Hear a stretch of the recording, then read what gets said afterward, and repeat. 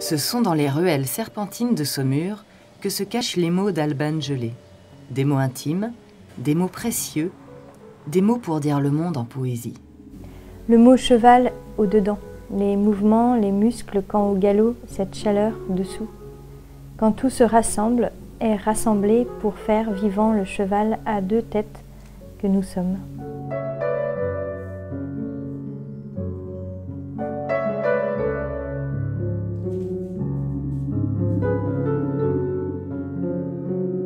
J'ai commencé à écrire finalement toute petite, voilà, comme beaucoup d'enfants sans doute.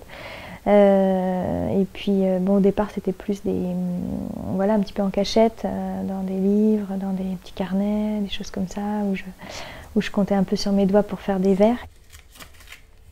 Au fil du temps, les carnets se sont multipliés et les mots dévoilés. Auteur de plusieurs recueils de poésie, Alban continue pourtant de regarder avec simplicité le monde au dehors d'elle mais tout proche, comme elle le dit elle-même. En fait, c'est tous les trucs que j'utilise. Donc une fois, ça c'est toutes mes notes, puis une fois que je les utilise, je barre. Quand j'ai plus grand chose là, en fait, je réalimente. À chaque fois que j'écris quelque chose, je sais jamais trop où je vais. Enfin, voilà, j'ai pas de plan. Je me dis pas, je vais écrire sur tel sujet, je vais écrire sur tel livre. Je sais absolument pas en fait. Au début, quand je commence à écrire ce que je vais écrire. Et bon, il se trouve que le cheval, voilà, ça m'accompagne depuis que je suis toute petite.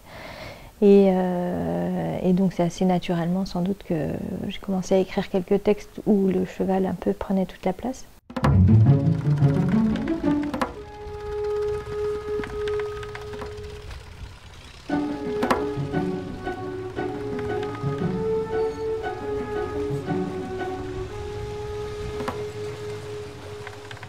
Il y a la liberté, une espèce de solitude libre, de mouvement aussi, les ruptures, les allures. C'est vraiment vrai, je trouve, à cheval et dans le poème.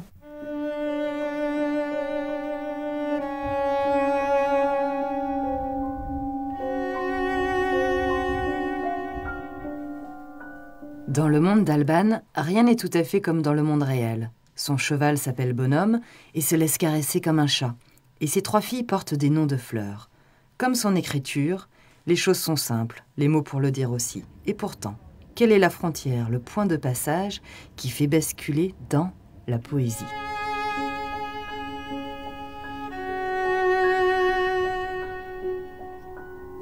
Des arguments, pas besoin, à vrai dire, pour jusqu'au bout, sur le sable, suivre la Loire, dans un sens ou dans un autre. Il suffit de descendre du train. Et il y a 10 ans, Alban s'arrêtait dans les ruines du château de Joachim du Bellay. C'était sa première résidence en tant qu'écrivain, dans le silence des lieux et la présence discrète du poète de la Renaissance. C'est en écrivant que je me suis aperçue, un petit peu comme dans le recueil précédent, je me suis aperçue que j'enlevais des virgules au fur et à mesure de l'écriture, que j'enlevais des points, que j'enlevais des majuscules et que finalement ça respirait mieux comme ça. Je pense que la poésie c'est une traduction du monde en fait. C'est aussi un temps arrêté sur les choses qu'on traverse d'habitude assez vite peut-être, je sais pas. Et quand la nuit vient alors, quand les pigeons ne se racontent plus rien, quand les enfants et les hommes ont fini par se taire, quand les volets fermés sont devenus l'abri de 2 chauves-souris, quand les voitures se sont garées et les craquements épuisés, on chercherait le silence presque, on en parle.